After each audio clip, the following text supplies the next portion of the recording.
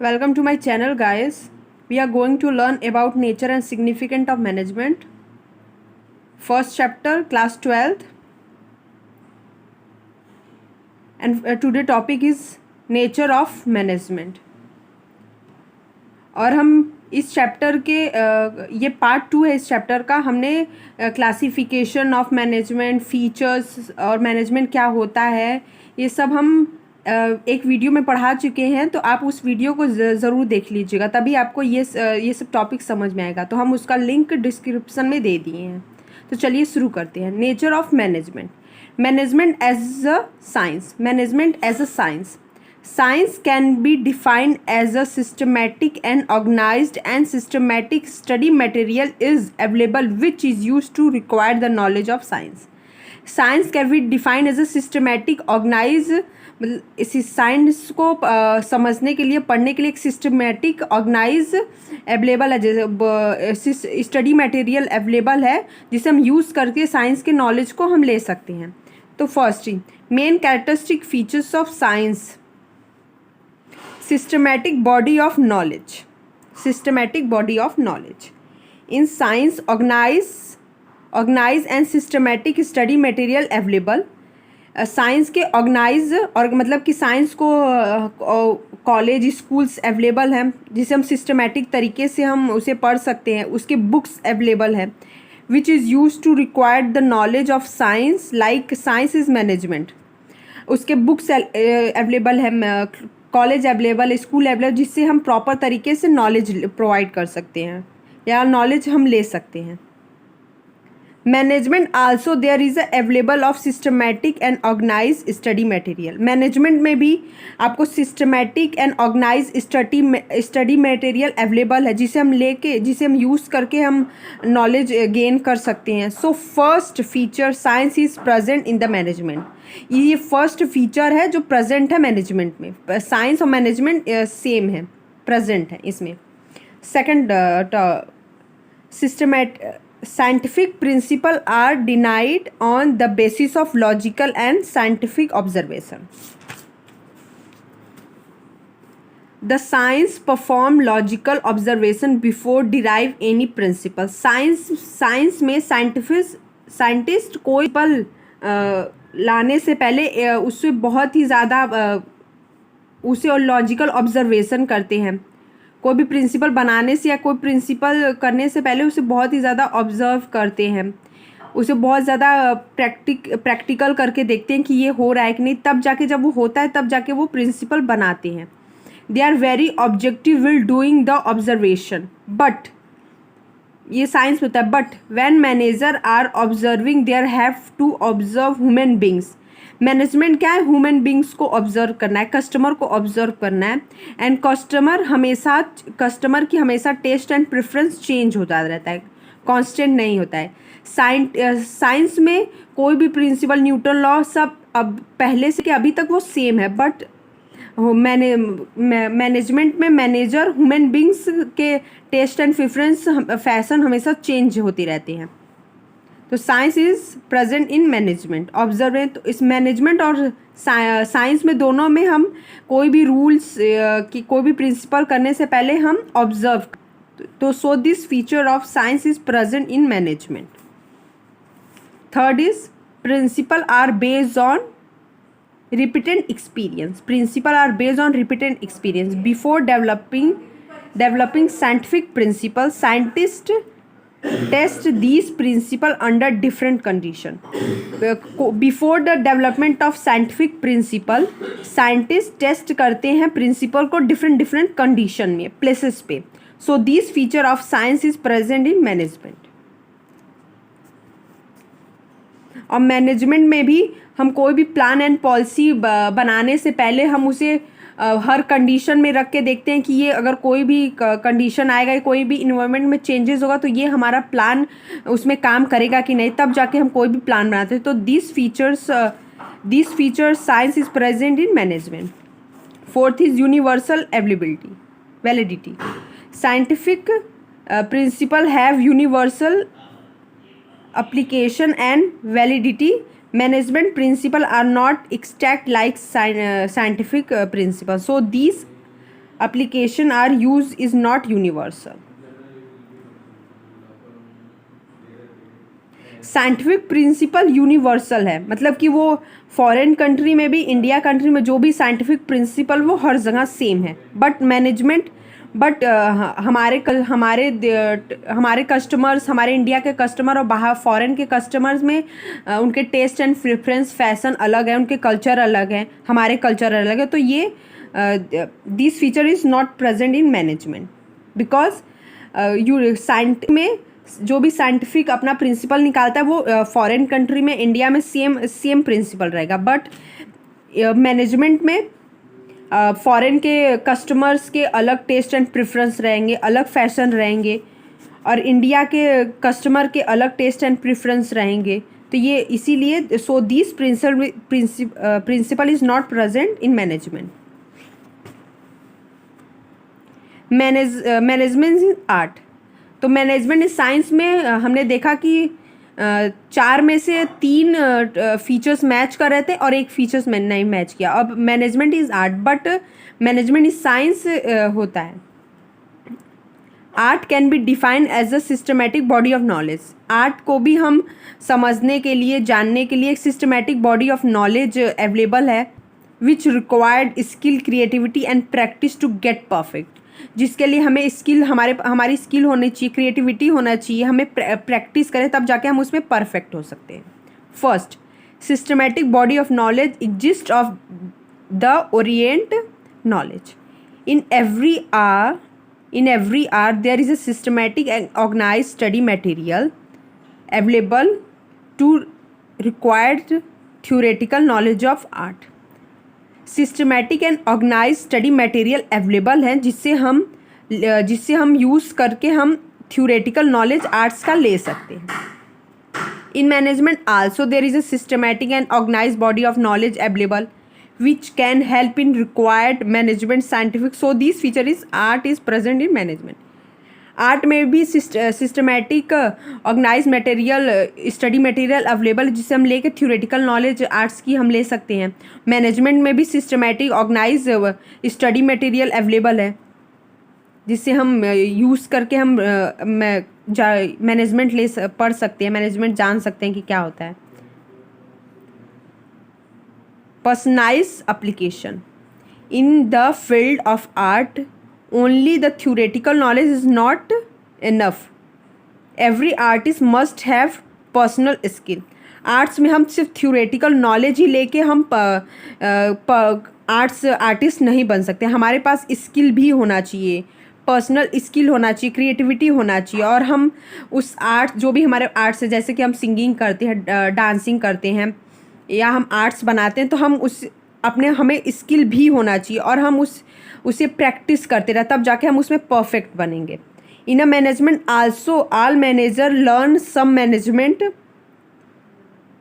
There and principal.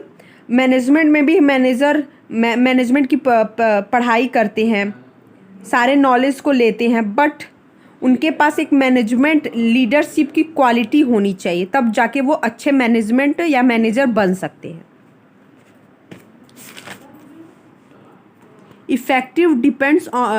Efficiency depends on how will they use these principle under different situation.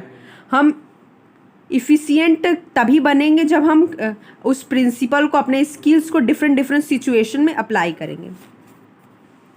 Based on practice and creativity, the artist required regular practice of arts to be are more fine and perfect. एक artist को regular practice चाहिए कि वो fine and perfect बन सके. अगर वो regular practice करेगा तो उसका जो भी स्किल है वो बहुत ही इफ़ेक्टिव तरीके से निखर के आएगा, तो वो अपने आर्ट्स में परफेक्ट हो सकता है. Without any practice artist lose their perfection. अगर आर्टिस्ट प्रैक्टिस नहीं करता है तो अपने परफेक्शन को लूज कर सकता है. Art required creativity, practice some way with experience. Manager also improve their managerial skill and efficiency. So this feature of art is also present in management. Management as a profession. Profession can be defined as an occupation backed by specialized knowledge and training in which entry is a registrate. First, well-defined body of knowledge. In every profession, there is a practice of systematic body of knowledge which help the professional to gain specialized knowledge of their profession. Profession में भी एक profession में भी एक systematic body of knowledge available है which help the profession, जो हमें help करेगा स्पेशलाइज्ड नॉलेज गेन करने में. In case of management also there is available of systematic body of knowledge. there are large number of books available, there is a large number of books available and management study. और profession में भी हम systematic organise material available हैं जिससे हम लेके अपने knowledge gain कर सकते हैं. सो presently these features of profession is present in a management also. Second is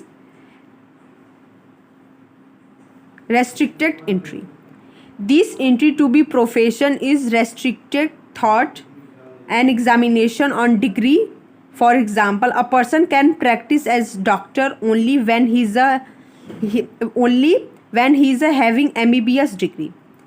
profession में रेस्ट्रिक्टेड है कि अगर वो कोई, जैसे कि हर प्रोफेशन का एक एग्ज़ाम होता है, डिग्री होता है, अगर उसके पास वो डिग्री नहीं है तो वो प्रोफेशन नहीं कर सकता है. जैसे कि डॉक्टर में अगर किस डॉक्टर के पास अगर MBBS डिग्री नहीं है तो वो डॉक्टर नहीं बन सकता है. बट मैनेजमेंट में ऐसा नहीं है. Where there is a no legal restriction, management में कोई लीगल रेस्ट्रिक्शन नहीं है कि an appointed to of a manager any more can become a manager. Management में ऐसा कोई लीगल रेस्ट्रिक्शन नहीं है कि कोई MBA किया होगा तभी वो मैनेजर बनेगा. बट अब बहुत सारी कंपनियां प्रिफर कर रही हैं MBA के, जिनके पास MBA डिग्री है उन्हें ही मैनेजर बनाने के लिए. So presently these features of profession is not present in management because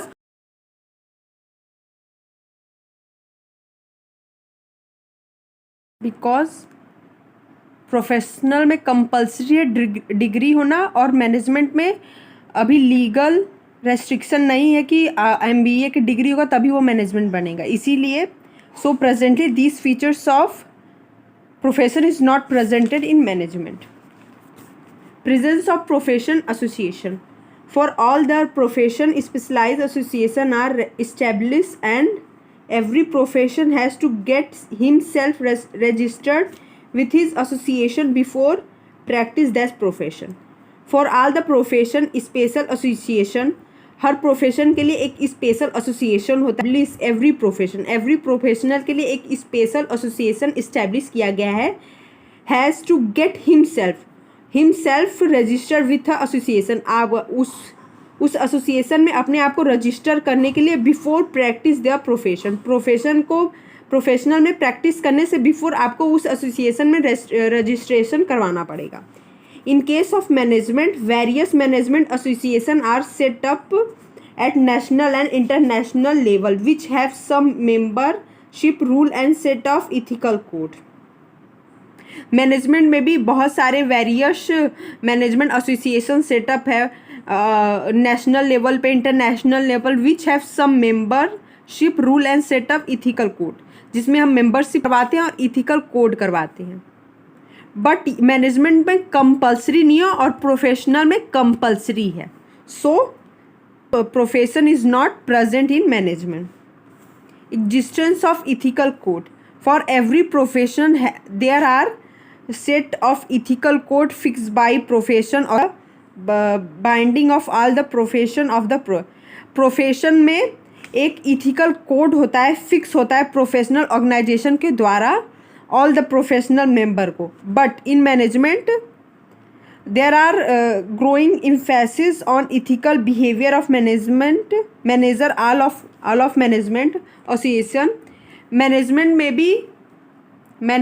में भी इथिकल कोड्स दिए जाते हैं एसोसिएशन के द्वारा. Conduct for Indian manager, but legally it is not compulsory. But इसमें लीगली कंपल्सरी नहीं, जिसका मन हो वो इथिकल कोड एसोसिएशन से ले और जिसका मन हो ना ले, बट प्रोफेशनल में कंपल्सरी है। So it is not present in management. Service motive, the basic of every profession is to serve the client with dedication, where basic purpose of management is achievement of management. Professional में एक service motive होता है और management में profit motive होता है। सो this feature is not present in management. तो चलिए अब पढ़ते हैं लेवल ऑफ मैनेजमेंट। कितने टाइप के लेवल होते हैं? Top level, middle level, lower level, 3 type के लेवल होते हैं। अब इनको डिटेल में पढ़ते हैं। ये देखिए चार्ट है। Top level, middle level, lower level. Top levels में कौन कौन होते हैं member? Board of directors, chairman, general manager, president, CEO, CEOF. और टॉप लेवल मैनेजमेंट में जो मेंबर्स होते हैं वो क्या करते हैं? फेमिंग, प्लान एंड मेक पॉलिसी। ये प्लान एंड पॉलिसी बनाते हैं कि हम अपने कंपनी को, अपने ऑर्गेनाइजेशन को कैसे चलाएंगे, हमारे ऑर्गेनाइजेशन की क्या ऑब्जेक्टिव है, क्या प्लान है, क्या पॉलिसी है, उसको ये बनाते हैं top level management.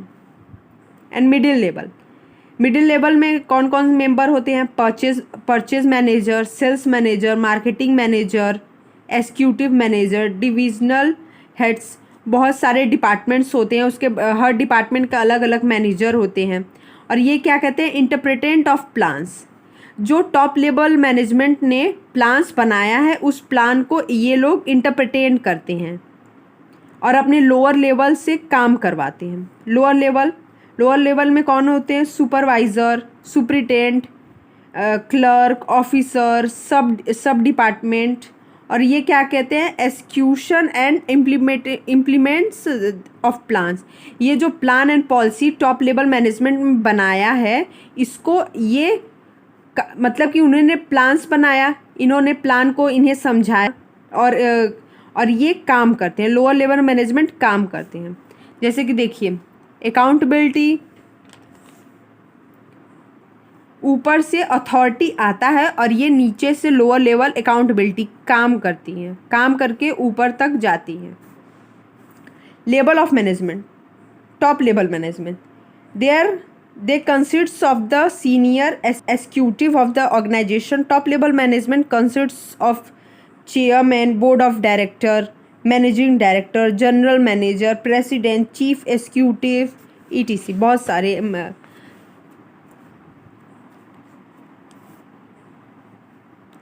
and main function of top management, determine of objective of the enterprises. The top level manager form the main objective of the organization. The form long term as well as short term objective. Top level management formulate करते हैं main objective of organisation को। Organisation के main objective को ये बनाते हैं। Short term objective भी होता है, लॉन्ग टर्म ऑब्जेक्टिव भी होता है। Framing of plan and policy, top level management also frame the plan and policy achieving the set of objective. Top level management plan को, पॉलिसी को फेम करते हैं टू अचीव द ऑब्जेक्टिव को set करते हैं। And second is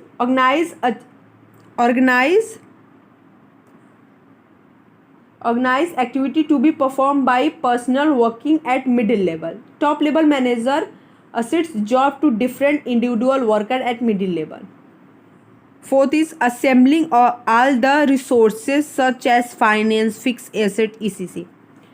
top level management जो है वो रिसोर्सेज को असेंबल करती हैं, जैसे कि फाइनेंस हुआ, फिक्स एसेट्स हुआ, प्लांट एंड मशीन्स हुआ। जो भी ऑर्गेनाइजेशन को ज़रूरत है, जो फाइनेंस की ज़रूरत है, प्लांट एंड मशीन की ज़रूरत है, न्यू टेक्नोलॉजी की ज़रूरत है, वो टॉप लेवल मैनेजमेंट असेंबल करता है, अरेंज करता है।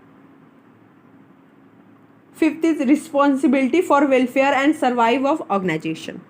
रिस्पॉन्सिबिलिटी और welfare and survive of organization. The top level management arrange all the finance required to carry on one day to day activity. Top level management arrange करता है finance जो daily to daily activity के लिए ज़रूरी है। The buy fix assets to carry on activity in the fix assets को वो carry करता है, परचेज करता है। और रिस्पॉन्सिबिलिटी होता है कि top level is a responsible for the welfare and survive and growth of organisation. Top level management ही रिस्पॉन्सिबल होता है ऑर्गेनाइजेशन के सर्वाइव करने के लिए, ग्रोथ के लिए, मार्केट में लॉन्ग टर्म के एग्जिस्टिंग्स के लिए टॉप लेवल मैनेजमेंट ही रिस्पॉन्सिबल होता है। और फिर तो आपको समझ में आएगा टॉप लेवल मैनेजमेंट क्या होता है। अब चलिए पढ़ते हैं middle level of management. This level of management consists of department head such as purchase department head, sales department head, finance manager, marketing manager, executive manager, etc. The main function of middle level management interpretation of policy fame by top level management to lower level. Interpretation of policy fame by top level management and lower level में middle level management act as link between top level management. Middle level management जो है link होता है between top level and lower level. They only explain main plan and policy fame by top level management to lower level. Middle man जो हैं, जो managers हैं, वो explain करते हैं जो भी टॉप लेवल मैनेजर जो भी टॉप लेवल ने प्लान एंड पॉलिसी को बनाया है to the lower level. Lower level को वो एक्सप्लेन करते हैं प्लान एंड पॉलिसी को कि आप ये प्लान एंड पॉलिसी है, आपको इस अकॉर्डिंग काम करना है, तो ये मिडिल लेवल समझाते हैं। Second is organise the activity of their department. For executing the plan and policy, generally middle level manager are the head of some department. Middle level management जो है वो head of department होते हैं, manager होते हैं। So they organize all the resources and activity of their department. So वो organize करते हैं, arrange करते हैं resources को जो भी department के लिए ज़रूरी है। Find out our recruiting, selecting and appointing the requirement employees. Middle level management क्या कहते हैं? For the department the middle level management select and appoint employ to their department. Department के लिए एम्प्लॉय को सेलेक्ट करते हैं, अपॉइंट करते हैं, उनका इंटरव्यू लेते हैं, उनको सेलेक्ट करते हैं कि कौन सी एम्प्लॉय हमारे डिपार्टमेंट के लिए, हमारे ऑर्गेनाइजेशनल के लिए सही है, उनके क्वालिफिकेशन एंड स्किल के अकॉर्डिंग उन्हें जॉब प्रोवाइड करते हैं। Motivating the personnel to prefer their best ability. The middle level manager offer various incentive to employee so they get motivated and to perform the best.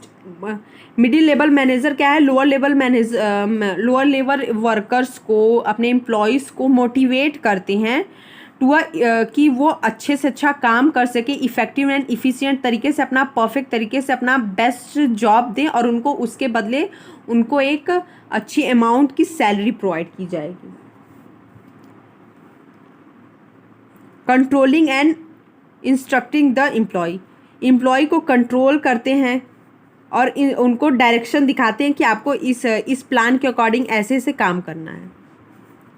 Supervisor level या lower level. अब तीसरा है supervisor level या lower level.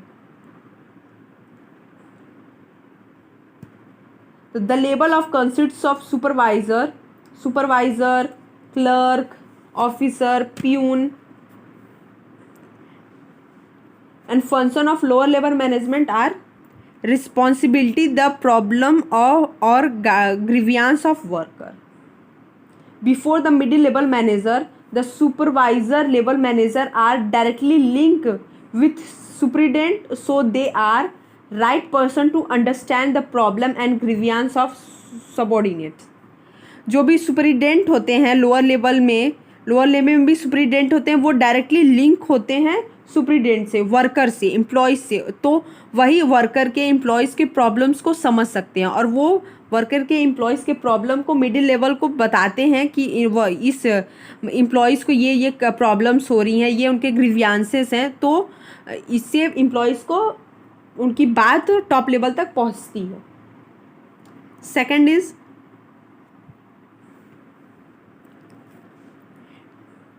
Maintaining goods working condition and development healthy relation between superior and subordinate. The supervisor manager provide good working condition. एक supervisor manager provide करता है अपने employees को गुड वर्किंग कंडीशन प्रोवाइड करता है, उनको support करता है, उनको एक healthy and good working environment provide करता है which improve relation between superintendent and subordinate. वो रिलेशनशिप अच्छा बिल्ड करता है between two supervisor and superintendent, manager के बीच एंड वर्कर के बीच एक good and healthy relationship build करता है. Looking safety of worker, worker के सेफ्टी को देखता है. Helping the middle level manager in recruiting, selecting and appointing the worker. Subordinates help करता है मिडिल लेवल मैनेजर को एम्प्लॉय को सेलेक्ट करने, अपॉइंट करने में. लेवल ऑफ मैनेजमेंट, यहाँ पे आप चार्ट है समझिए. Top level, middle level, lower level. Middle first top level में क्या होता है? डिटरमाइनिंग ऑब्जेक्टिव, ऑब्जेक्टिव को डिटरमाइन करना. Framing plan and policy. Third is organizing activity, assembling all the resources, welfare and survive of organization, license with outside world. ये 5 हो गए, sorry 6 हो गए. Middle level, interpretation of plan and interpretation of policy to lower level.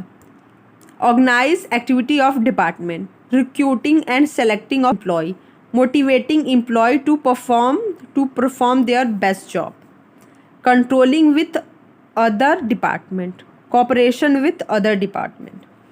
अब lower level, responsibility, problem of worker, provide good working condition, safety of worker, maintain quality products, boosting of morale of worker. अब चाहे तो इसका screenshot भी ले सकते हैं.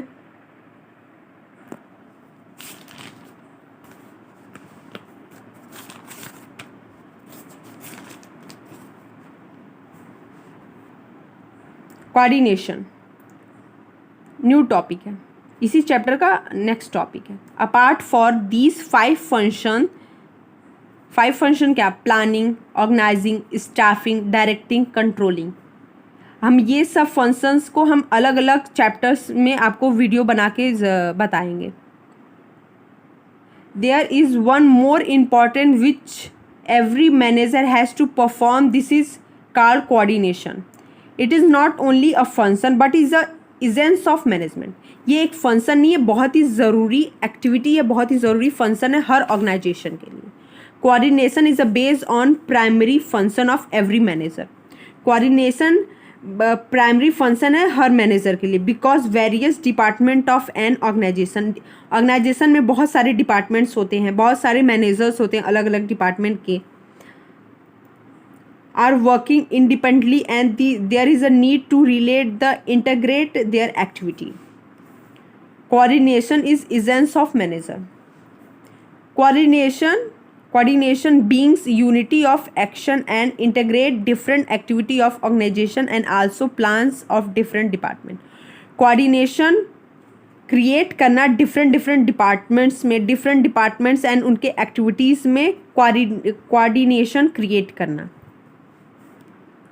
In planning, coordination is required between main plan and supportive plan of different department. Main plan and जो supportive plans हैं, main plan होते हैं, हमेशा हम 2 plans बनाते हैं. एक मेन प्लान कि अगर ये प्लान काम नहीं किया तो हम ये प्लान करेंगे. तो हम मेन प्लान और सपोर्टिव प्लान के बीच में कोऑर्डिनेशन हमें क्रिएट करना है, रिक्वायर्ड है between main plan and subordinate plan. In controlling function, coordination is required between standard and actual plan.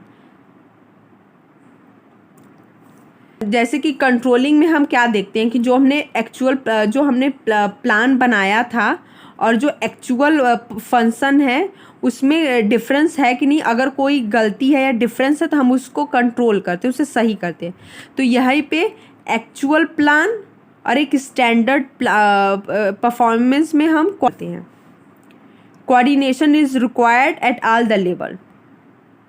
Coordination हर जगह रिक्वायर्ड है, टॉप लेवल में भी, मिडिल लेवल में भी, लोअर लेवल में भी। Coordination, planning, organising, staffing, directing, controlling.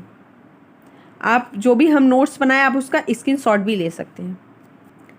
Coordination is the most important function of an organisation. Coordination is most important function of every organisation. Any company which fail to coordinate its activity cannot survive and run successfully for a long period of time. अगर कोई भी company fail हो जाता है अपने activity functions में coordination करने में, तो वो कभी भी लॉन्ग टाइम तक सक्सेसफुली रन नहीं कर सकता है इस मार्केट में, कॉम्पिटिटिव मार्केट में। Nature and features of coordination.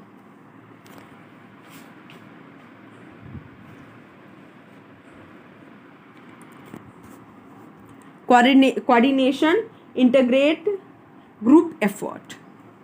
The concept of coordination always apply group effort. Coordination हम सिंगल पर्सन में नहीं कर सकते, कोऑर्डिनेशन हम ग्रुप में ही करेंगे। डिफरेंट टाइप ऑफ डिपार्टमेंट्स होते हैं ऑर्गेनाइजेशन में, एम्प्लॉयज़ में ही हम कोऑर्डिनेशन करते हैं। there is a no need for coordination when only single individual is working.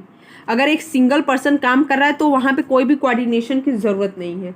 The need for order lines integration arise only when मोर, ज़्यादा से ज़्यादा जहाँ लोग काम करते हैं, जहाँ ज़्यादा एम्प्लॉयज़ है, जहाँ ज़्यादा डिपार्टमेंट है, वहाँ पे कोऑर्डिनेशन की ज़रूरत होती है।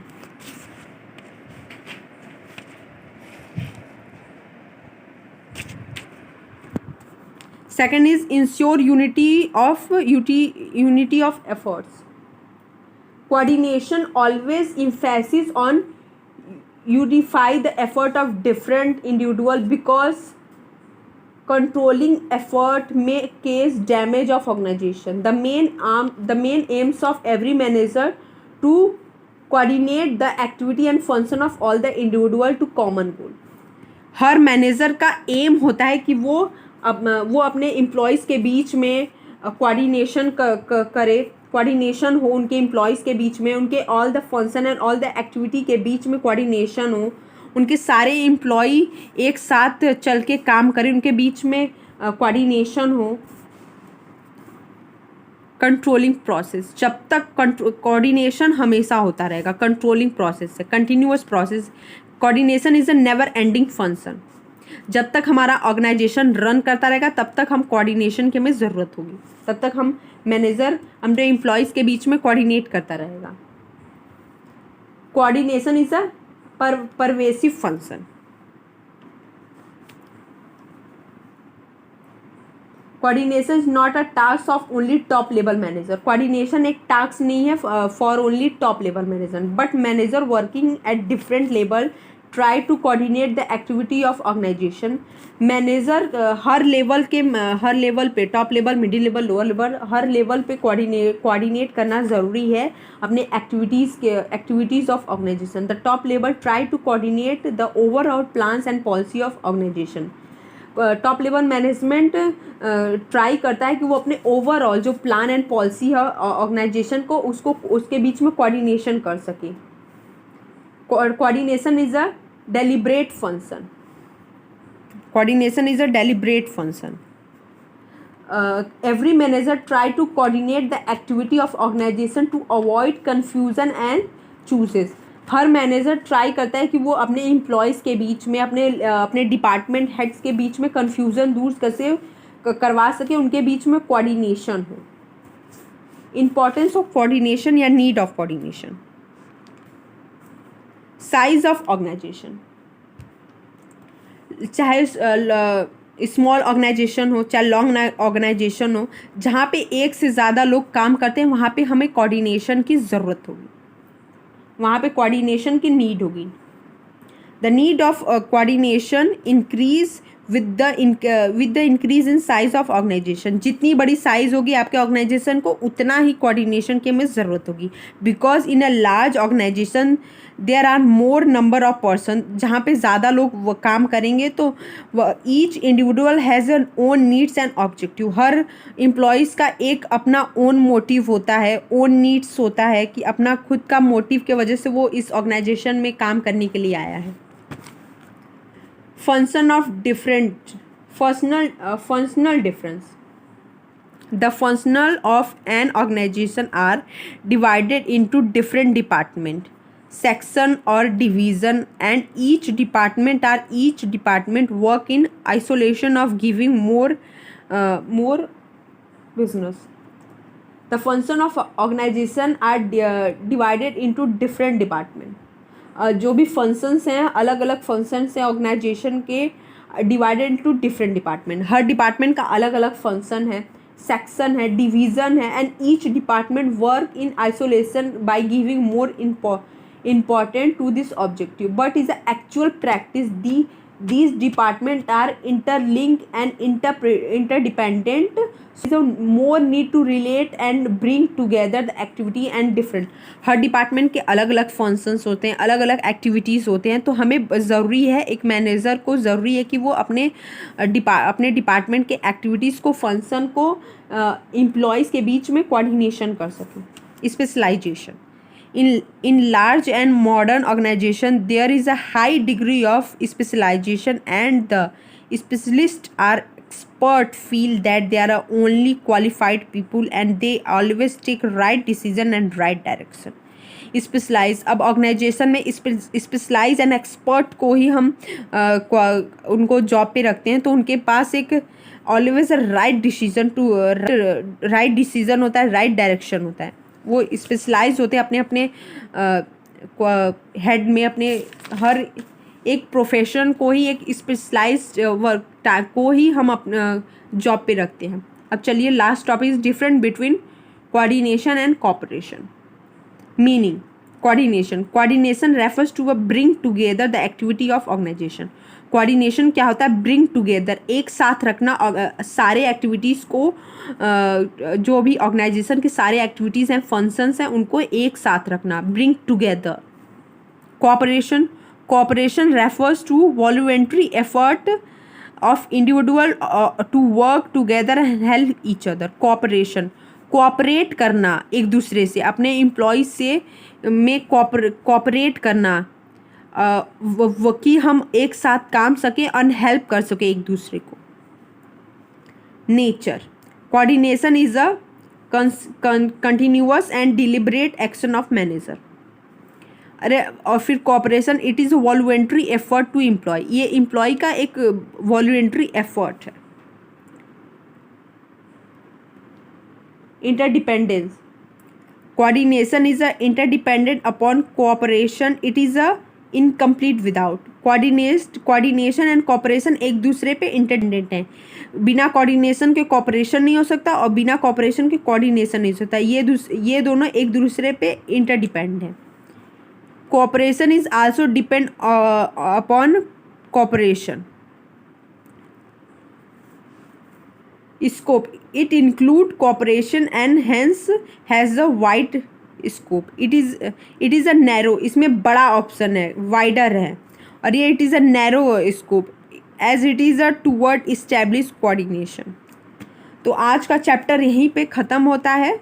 और प्लीज़ अगर आपको हमारी वीडियो पसंद आई तो प्लीज़ लाइक एंड सब्सक्राइब कर दीजिएगा। आपके एक लाइक से हमें बहुत ही सपोर्ट मिलता है। आप लाइक एंड सब्सक्राइब कर दीजिएगा और बेल आइकन को ज़रूर दबाइएगा कि अगर हम जो भी न्यू वीडियो बनाए आपको तुरंत पता चले जाए। तब तक के लिए बाय। अब अगले नेक्स्ट वीडियो में मिलते हैं।